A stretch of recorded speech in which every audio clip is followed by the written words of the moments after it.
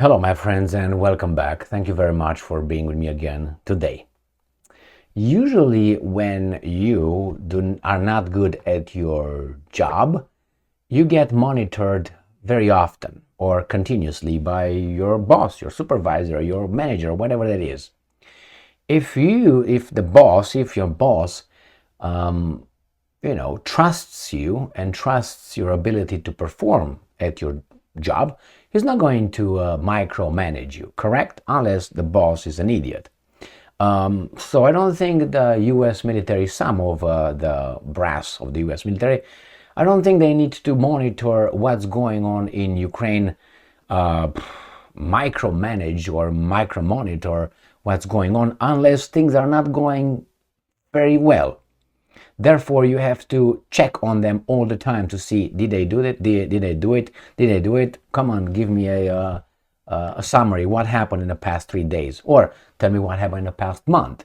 So if, let's say, you are a department and from the head office an inspection comes, let's say it comes every year and then all of a sudden comes every month. What does that mean? You're kind of under their supervision right now. You did something wrong. What if they come every week? What if they stay in your office? That means you're not doing something right and they need to make sure that you're doing your job. I can't help noticing that Zaluzhnyi, supposedly the commander-in-chief of the Ukrainian commander-in-chief of the Ukrainian army, he is reporting to his coordinators, let's put it mildly, let's use an euphemism, very often. I would say weekly. He weekly reports to either the NATO commander, the US commander in Europe, the British admiral, this and that, is having this kind of meetings. That tells me, at least I don't have the evidence, but life gives me a pattern, and go around the block, you understand certain things. A supervisor will not be in your ass every day if you're doing your job.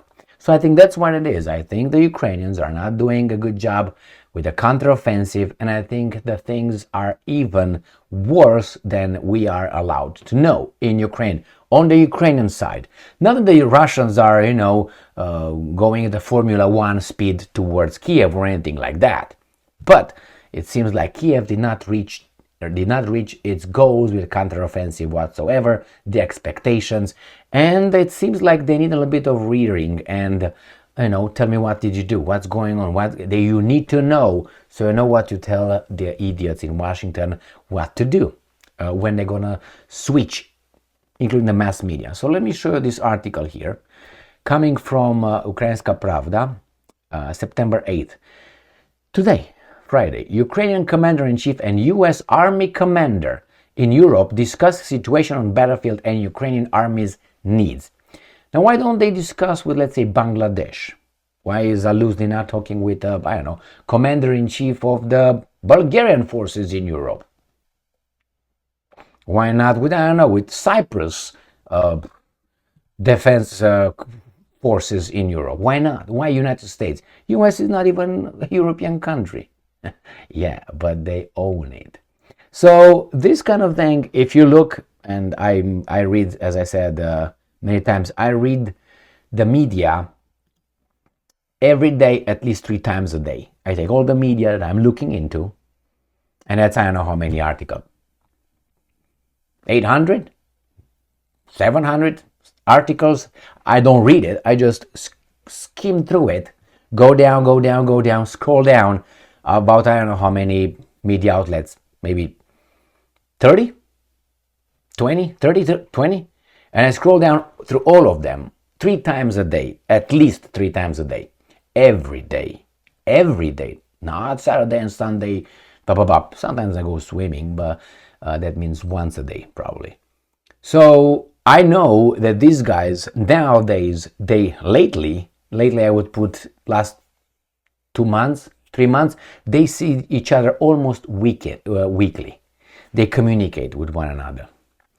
And I suspect it's because the things are not going as expected. So Valery Zaluzhnyi the commander-in-chief of the Ukrainian Armed Forces has had a telephone conversation with General Christopher Cavoli, Supreme Allied Commander Europe and Commander of the United States Army in Europe. The big boss. Yes, sir, let me tell you what we did. Yes, we followed your orders. We obeyed them. Yes, we did what you say. What's next? What are the orders? This. Thank you very much. All right, let's go.